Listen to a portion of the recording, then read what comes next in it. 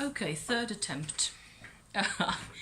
I promised I was going to make a video on womb twin survivors and vanished twin syndrome and all that. So here goes, right? I pulled out a couple of cards, Marielle cards and Voyager tarot cards, and they seem pretty fitting. Let me show them to you. The funny thing is that if I do a mind, body, soul draw like this, I get very well known by now. 10 of Cups right there. There's the Knight of Discs, Knight of Pentacles for the body, and there is an Ace of Cups coming out for the soul part of this episode or this theme, right? So what I get is the theme is very dramatic, very emotional, very deep on the mental level, on the mind level. The first card, the 10 of Cups, is utterly confrontational, and there's terrible solitude there and loneliness, and people just have to find a way out of that, right? And the body, the middle card, is the Knight of Discs, which strikes me as a rather a solitary card in this setup, in this draw, like we just looked at it. And it's like there is this sense of ever going on this path where it's almost like you were cursed. The vanished twin syndrome sufferer, or the womb twin survivor as they are called, has to follow that path, and it's relentless. It will always be like that, and he'll just have to make the best of it, right? He, she. The Ace of Cups is a hopeful card, to me at least. It looks like a victorious angelic figure who shows me that in the soul perspective, so the deepest possible perspective of a person, it's actually a good thing what has happened, even though it's very hard to understand that and to feel that way about it, especially when you're in the problem, right? The Voyager cards, I will show them to you as well. This is the 5 of Pentacles, 5 of Worlds, and it says at the top, setback. Very simple, very basic, and in some ways it's the opposite of the Marielle, right? The Voyager deck is just very... sorry for the drone, guys, they're cleaning the street outside. I know she just got going, so I'll just keep, plowing on ahead, and I hope you don't mind too much. By the way, this Voyager tarot deck is a collage deck. I used an ochre wash over the top of every single card. I spent hours, I believe 2 days or something, just using a little sponge to wash an ochre transparent, like an ink, over the top of each image. And what that does is it takes down the contrast. You please try that if you like, because there's a lot of contrast and a lot of white black contrast which hurts the eyes. There's a lot also in this deck of different angles of light falling on objects, and that's very annoying to the eyes. It makes it almost impossible to use for me.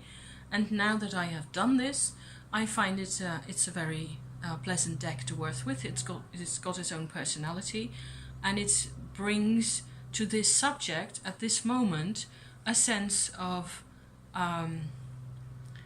reality, of it's a bit more down to earth and a bit more sociable somehow than the Marielle is. So we have a setback card. So it's a physical setback to be born a womb twin survivor. It's the 5 of Pentacles situation where you are outside the world. Think Rider-Waite-Smith, and you're just looking at the things as they are for other people, but they're not that way for you, right? That's one element of this. It's rather a different approach from the 10 of Cups, which we have here, which is way more focused on the self and doesn't look outside, does it? So how nice to have several different decks to use. For the middle position, the body and what I consider to be the psychological, self, emotional, inner child type position, I get a fulfillment card, which is slightly strange maybe. It's the 9 of Cups. So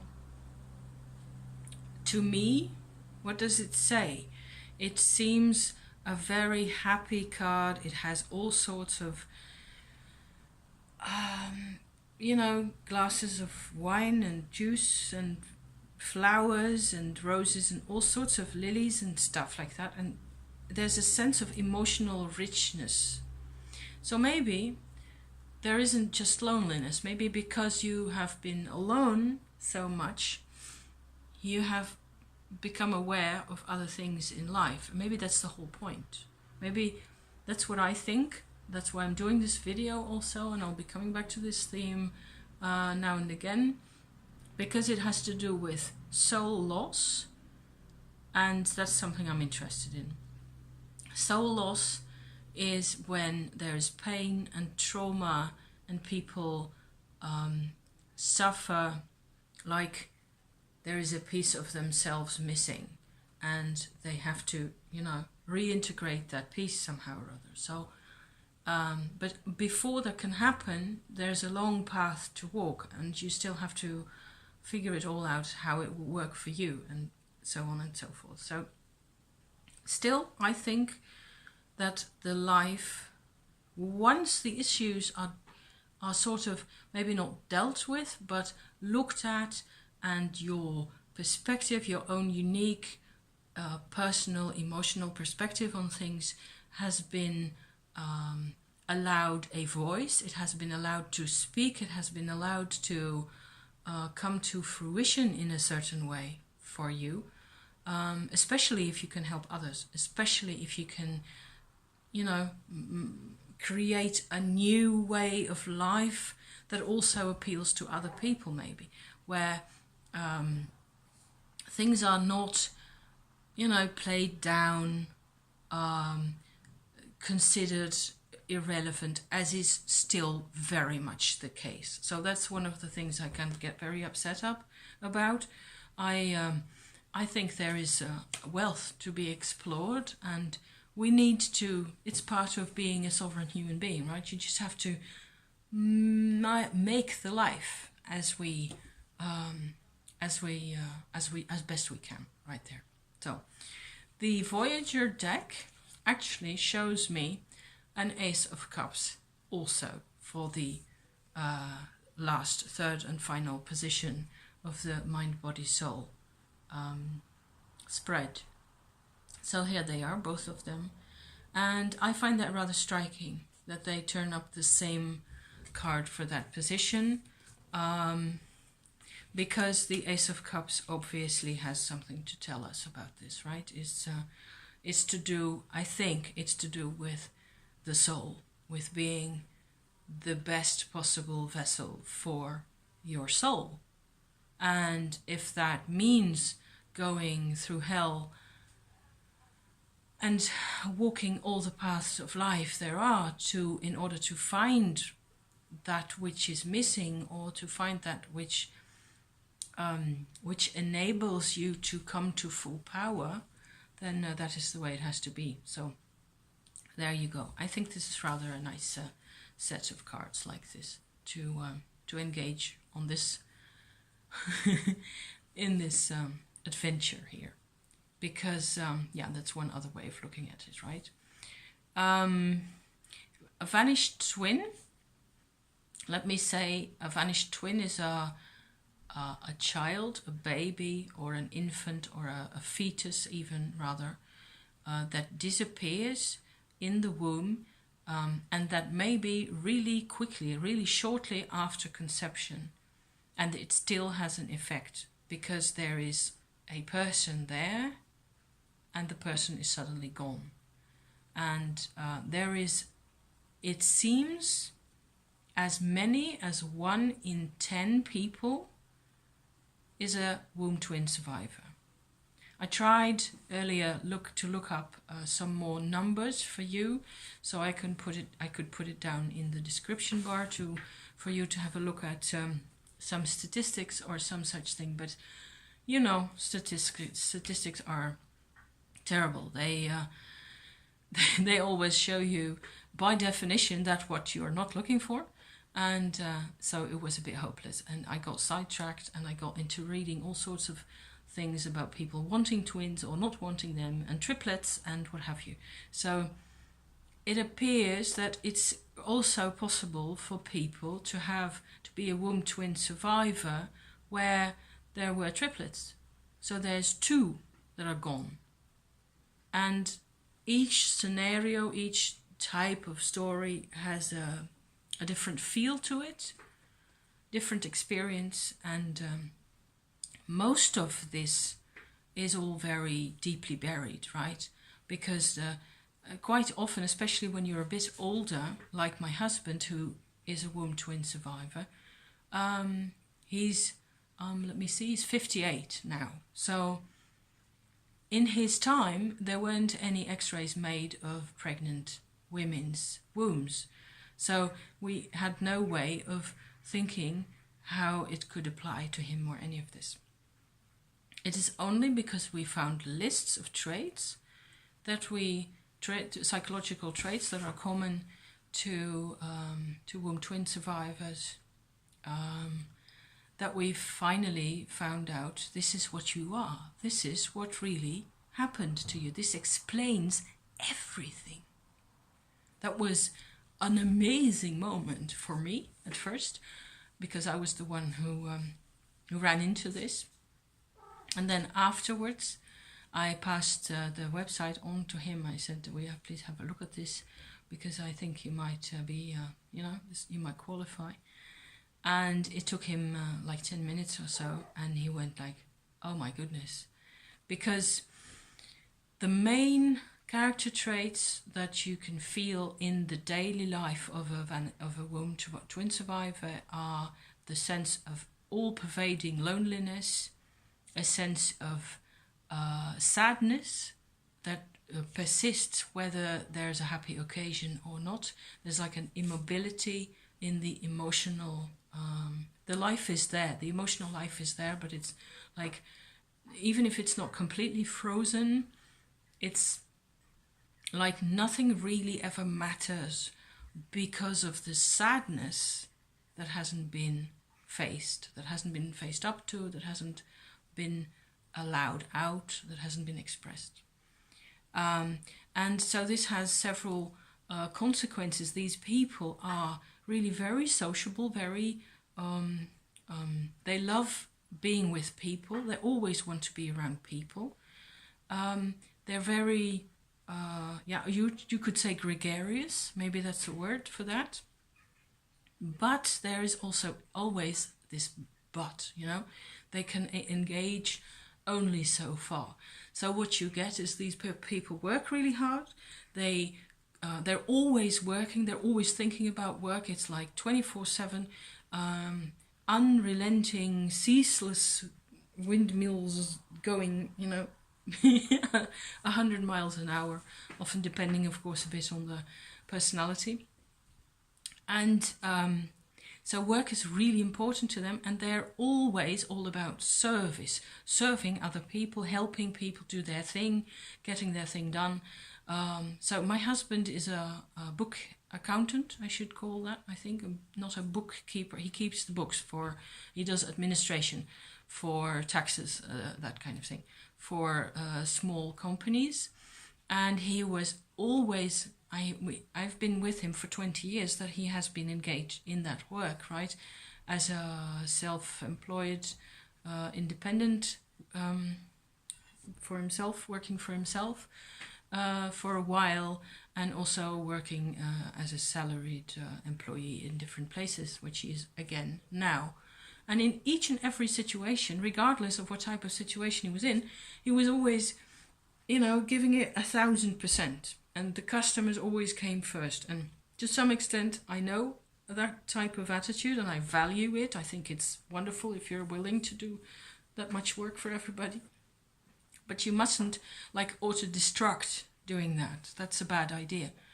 And there's a sense with my husband that I've always felt, especially before 2017, before all this came out, that he just, went ahead regardless. And there was no home life, never really. It wasn't that he didn't care. It just didn't there was no connection. There was no possibility of connecting with the home situation. And I didn't have it either. So that made the mess that we afterwards had to get out of. There you go, right? So for him in 2017, it's been quite a ride to discover and rediscover elements of himself that actually link back to his lost brother, his lost twin brother. And for me, it has also been rather a ride because, as I described earlier, there's a question of soul loss occurring because I think two things. One, the very special connection for twins is that normally when you're conceived in a body, there is the soul of your mother is present in the body 24/7 and your own, right? There's two souls there. If there's a twin or maybe more than one, I believe that there's this extraordinary situation where there is a second soul present, incarnating at the same time as you. The mother's soul is like an umbrella over the top of everybody, right? She's there, but she isn't disappearing. She isn't going anywhere, obviously. Otherwise, nobody would make it. So the womb twin survivor sees this soul come towards him. They incarnate together. They become part of the same physical flesh type embodiment, if you like to call it that. And then all of a sudden, for whatever reason, a lack of nutrients or what have you, often that is the case, the other twin or even number 3 or however many there are, have to give up, there has to be a choice has to be made. And often in womb twin survivors, there's a sense of guilt of it's my fault. If only I had given more, or if I hadn't had to take the food, especially there's a relationship to food as well, difficulties around food. If only, then the other one would have survived as well, and stories in that type of thing. So it's very emotional. It's very deeply buried. It's very very intense. And quite often people, especially over 40 years of age, have no clue that this is what happened to them. So that was one of the items. I'm afraid that I lost the second one, but it will come up because it's a series of themes around the womb twin situation, which everything just turns up as it does. It'll come out. So the fact that there is a second soul present as you incarnate, I think that's a very big deal. And also, of course, maybe that was part 2 right there. When you lose that connection again, there is soul loss because the part of us that wants to be with the other one tends to break off. It tends to, apparently we can be fragmented pretty easily. We are brittle. Our consciousness as a whole is a brittle thing. If you press down hard enough, a piece will just broke off. And if you press down hard enough, by that of course I mean if there is enough pain, right? the idea of losing that other person is just so unbearable that they'll be gone after it. So that part has to be sort of called back, because I had my soul retrieval experiences and a couple of other experiences after that I haven't really gone into yet, which I also need to still be doing right there.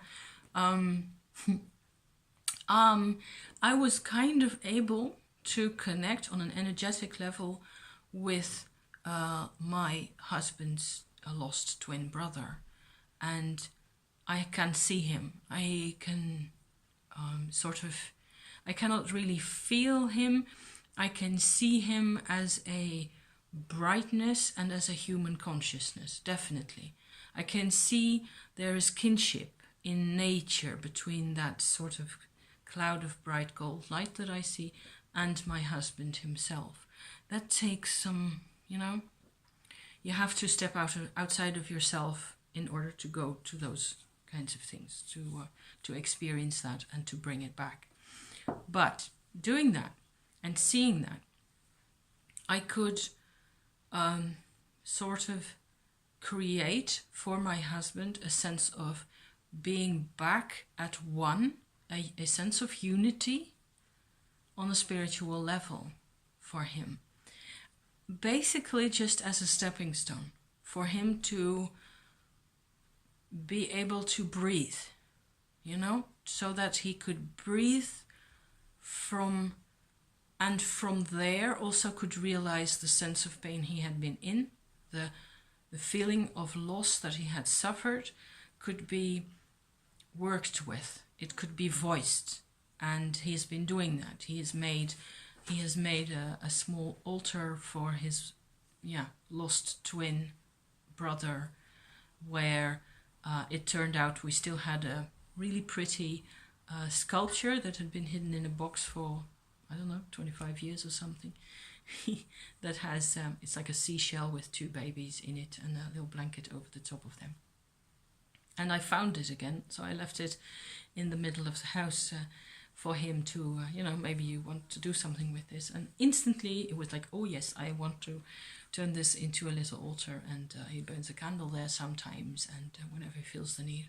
It's just that the whole story, the whole experience has gotten to have its own place in our house, right? So that's important. That's a really, it's essential to have a place to go, a place where you can just, sit or look at it in passing. And sometimes he brings home a feather from the woods, or a leaf or something, and he'll just stick it into the shell, or lay it by this little altar space. So that's one way of going about things. He's written a bit of poetry about it now and again. He's tried. It's very hard to voice these emotions because they're big.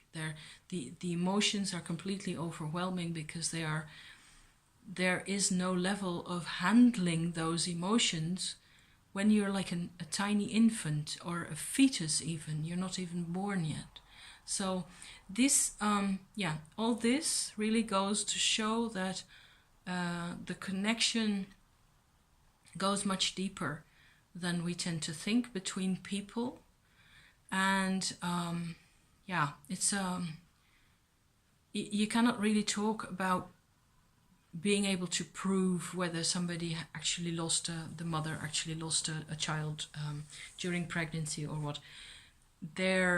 It seems that with these psychological traits, like I described them, this sense of sadness, the sense of loneliness, the sense of always having to work really hard and never being able to do enough, and similar traits, they are they're proof enough really by themselves. They have to it'll have to do. But if you have a list of traits and you can sort of put a yes at each question, then obviously there's something there for us to look at. So I think for now I will leave it at that. It's already quite a lengthy story, I see.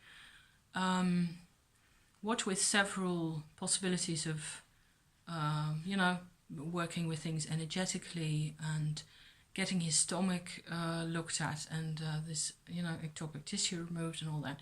He has become, like I said, a different person. He's much more himself. He is much stronger. I think he doesn't even realize it most of the time, how much stronger he has become. We have to talk about it again and again.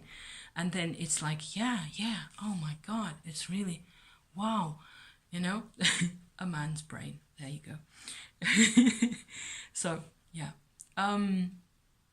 It's one stepping stone to the soul on earth, the soul of us human beings. And I think these things happen because the point is that we get into contact with the soul, and only by taking everything away on this planet do we find there is a very uncomfortable sense of lack, and we have to do something about that. So on that note, I will leave it for now, and I will watch this back, see whether it's not too much of a ramble, and I will be seeing you tomorrow. You will be seeing me tomorrow, potentially, and we'll see where we go from there.